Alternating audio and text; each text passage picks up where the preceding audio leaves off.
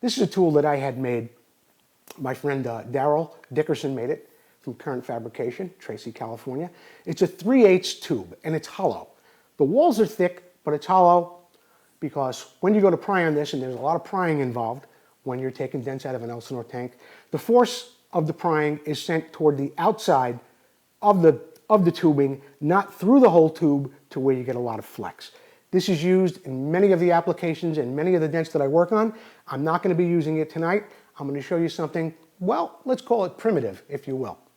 A lot of my repairs are made with something just as simple as this.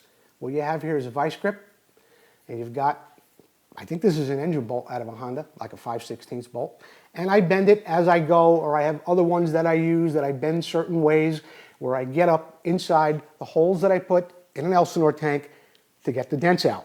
You're going to see it here in a moment, but I also wanted to show you right here.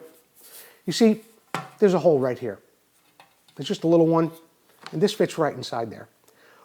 A lot of people over the years, especially with Elsinore tanks, the fork stops have broken, those forks come around, they slam into this side right here, and they put a wallop in the front of that tank that, well, very difficult to get out if you don't know what you're doing. I'm going to show you something right now, take a walk around the front of the bench, and I'm going to show you a little bit more about how you can take, if you're bold enough, you can take some dents out of your Elsinore tank. Jordan, let's flip that camera around, see what we got. Right here, I've taken my block, my sanding block, and I've run it across this dent to show you, or to accentuate a little bit, to where the dent is. Underneath the bottom here is a hole, much like I showed you on the tank that was on the bench before. Here again, my tricky tool that I'm going to put up in here, and I'm going to begin to gently pry away at this dent. And what you're going to do is you're going to go a little bit at a time, okay? You're going to want to get as close as you can each time you pry on that dent. And when I say as close as you can, I'm talking about as close as you can to where you just pried previously.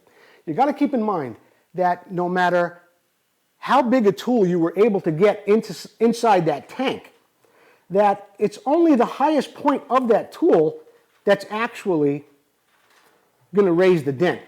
In other words, I've got this little bolt in here right now, and I'm raising this dent out a little bit at a time.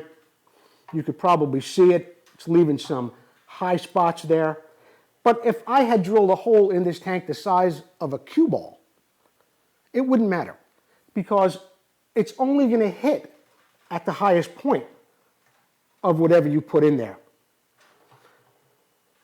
And I think you could see in the video, because I'm looking at the screen too, that the dent is coming out a little bit at a time, and I'm following very closely. Each step that I take, I'm following very closely to where my last little lift is as I'm working that hole. Now, I'm making sure, or I'm making this look pretty easy. Right here, I have some 240 grit sandpaper. And what I would recommend if you're going to do this is that you buy a quality sandpaper, and that's P rated. I think you could see right here, 240 grit, and it says a P right before it, right? You don't want to go to Home Depot and buy something off a Home Depot rack. You want to go to an auto parts store or an auto body supplier and get yourself some P-rated 240 grit paper. I like it with the sticky back on it. Sometimes I use it just on my hand, and other times I just use it where I fold it over. So what I'm going to do right here, give you an example, or give you a visual of what has happened since I began just a few minutes ago. Lifting that dent out with that bolt and that vice grip. You could see right here, there was quite a dent there just a little while ago. And you can see those little high spots right there. I haven't raised it too much. You don't want to raise it too much. You just want to get the dent out. Just raise it a little bit at a time. Now, where there are marks or where you don't see a mark, well, that's where you maybe want to go back and follow up a little bit with your tool in there again and keep lifting it up. Something to keep in mind when you're sanding is to go back and forth, up and down, and then around in circles like this. You want to turn the paper frequently, and you want to use a different section of the paper each time.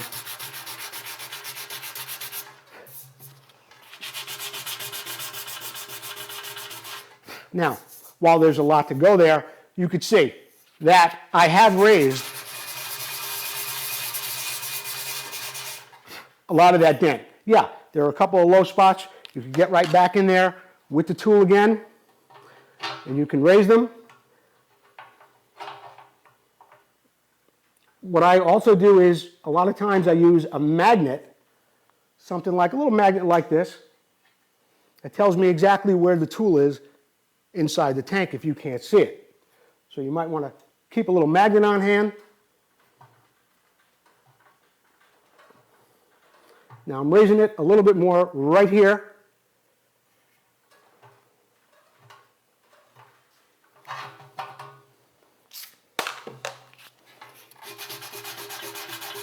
Now you can see where it's starting to contour, starting to come in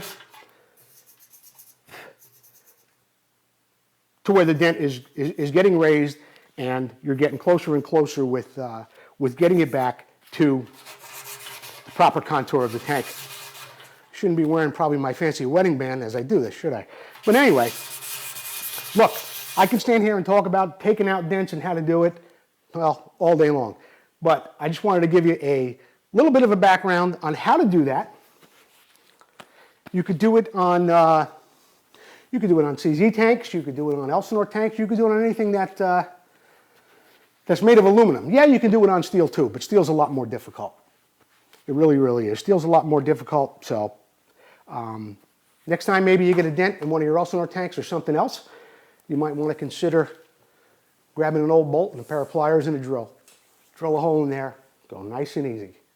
Keeping those high spots, working them, keeping them right next to each other as you go.